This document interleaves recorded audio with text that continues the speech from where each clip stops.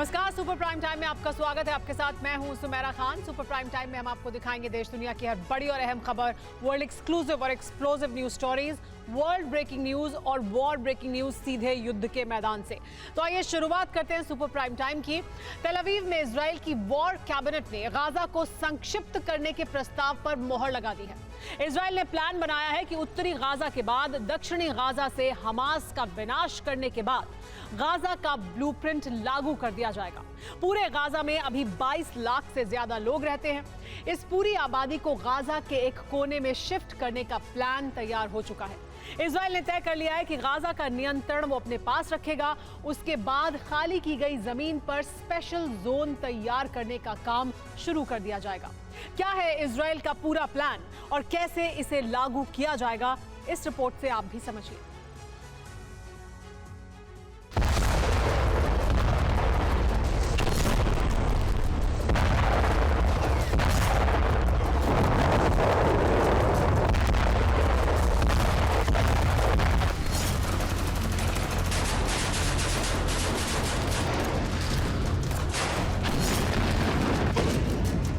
Gaza रण का सबसे भीषण चरण शुरू हो चुका है। इस बार विनाश का केंद्र दक्षिणी गाजा है। यह गाजा का वही हिस्सा है जिसमें हमास के सबसे ज्यादा ठिकाने हैं और इजराइल के ग्राउंड ऑपरेशन के पहले चरण में जहां हमले नहीं किए गए।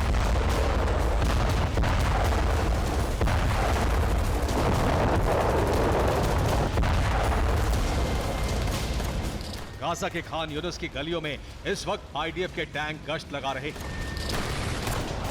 खान यूनिस की इमारतों और गलियों में आईडीएफ के जवान हमास के लड़ाकों से सीधी जंग लड़ रहे हैं।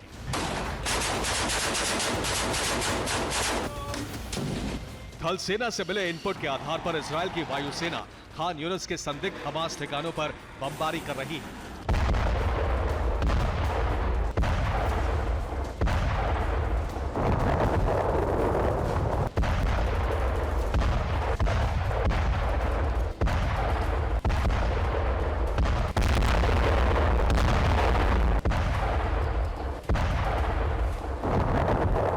हमलों के बाद तबाह हो चुकी इमारतों के बचे हुए हिस्सों में आईडीएफ के जवान सर्च ऑपरेशन चला रहे हैं और हमास के लड़ाकों को ढूंढ ढूंढ कर खत्म कर रहे हैं।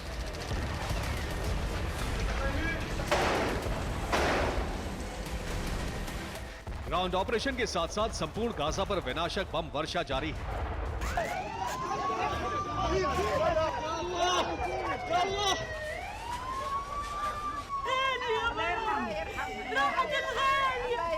इजराइल के फाइटर जेट और ड्रोन गाजा पर बमबारी कर रहे हैं। बीते 24 घंटे में इजराइल ने गाजा के जबालिया कैंप पर 100 बम गिराए हैं। जबालिया में अल जजीरा चैनल के पत्रकार मोमिन अल शराफी के घर पर हमला हुआ और इस हमले में उनके परिवार के 20 लोग मारे गए।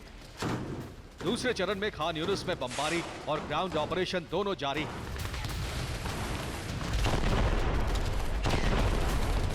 ये गाजा में बमबारी के बाद हुई तबाही की तस्वीरें हैं। खान यूनिस का बड़ा इलाका खंडहर और मलबे में तब्दील हो चुका है। गाजा की स्वास्थ्य व्यवस्था ध्वस्त हो चुकी है और हमलों के बाद गाजा के लोग ट्रक पिकअप जैसी गाड़ियों में मरीजों को अस्पताल पहुंचा रहे हैं।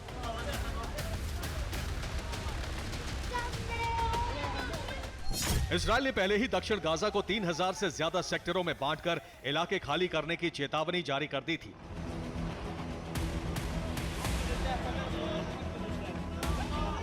लेकिन गाजा के छोटे से क्षेत्र में बमबारी से अभी भी आम लोगों की जान जा रही है।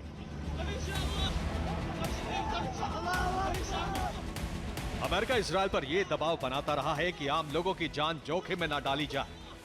अब इसी आधार पर इजराइल ने एक ऐसा ब्लूप्रिंट तैयार किया है जो गाजा के भयावह भविष्य का संकेत है। इजराइल ने गाजा में लीफलेट गिराकर इसके संकेत भी दे दिए हैं। इस लीफलेट पर इजराइल के झंडे का पवित्र डेविड स्टार बना है और ऊपर इजरायली फोर्सेस का चिन्ह भी है।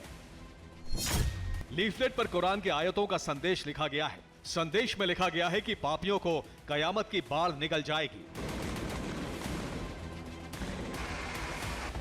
इसराइल का प्लान है गाजा से हमास का खात्मा और बेंजामिन की 3 सौगंध पूरी करने का मिशन शुरू हो चुका है।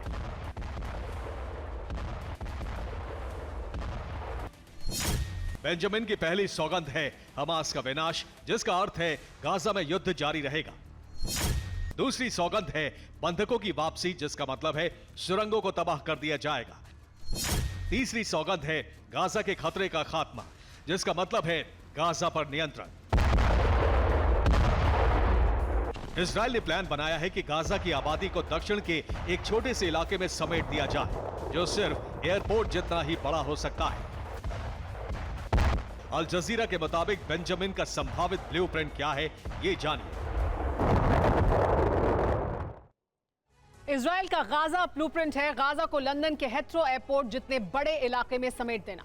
इसे समझने के लिए आप हेथ्रो एयरपोर्ट का नक्शा देखिए। लंदन का हेथ्रो एयरपोर्ट 6.5 वर्ग किलोमीटर के इलाके में है।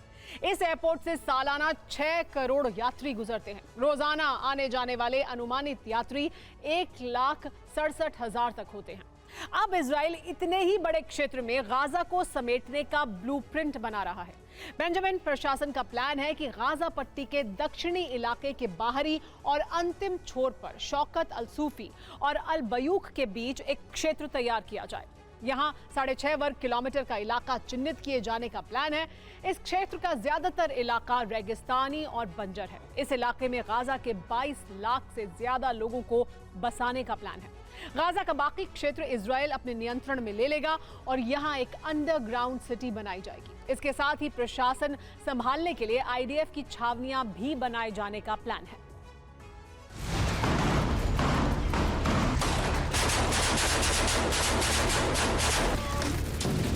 इसराइल ने पहले अल मवासी कैंप में लोगों को समेटने का प्लान तैयार किया था, अब उसे बदल दिया है, क्योंकि अल मवासी भूमध्य सागर के करीब है।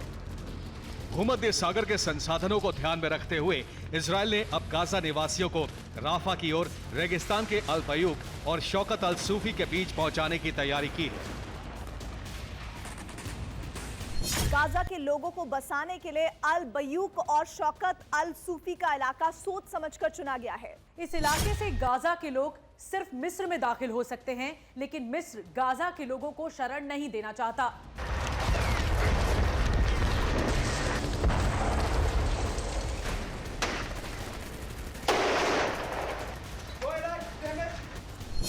गाजा के खाली इलाके में छावनियों के अंदर डी रेडिकलाइजेशन कैंप भी बनाए जाएंगे। यहां हमास समर्थकों का ब्रेन वॉश कर उन्हें कट्टरपंथ के रास्ते से हटाया जाएगा। इससे गाजा से हमेशा के लिए इजराइल पर खतरा खत्म हो जाएगा। यह प्लान हमास के खात्मे के बाद लागू हो सकता है। जनवरी के अंत तक गाजा से हमास के ठिकाने खत्म करने का लक्ष्य रखा गया है। हमास के ठिकानों पर बड़े हमले इसीलिए किए जा रहे हैं ताकि हमास के सफाई के बाद इजराइल अपने गाजा ब्लूप्रिंट को अंजाम दे सके। गाजा में कमजोर पड़ता हमास अभी हारा नहीं है। गाजा के कई इलाकों से हमास के लड़ाके इजराइल पर रॉकेट हमले कर रहे हैं। गाजा से फायर किया गया एक रॉकेट इजराइल के बीर शेवा इलाके में गिरा।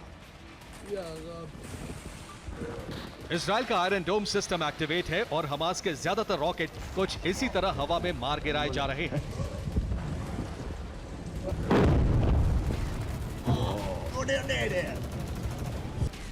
वार पलटवार की जंग में इजराइल का पलड़ा भारी है।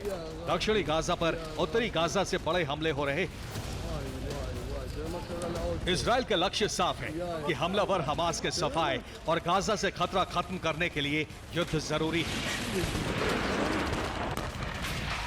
Bureau report, TV9, Bharat.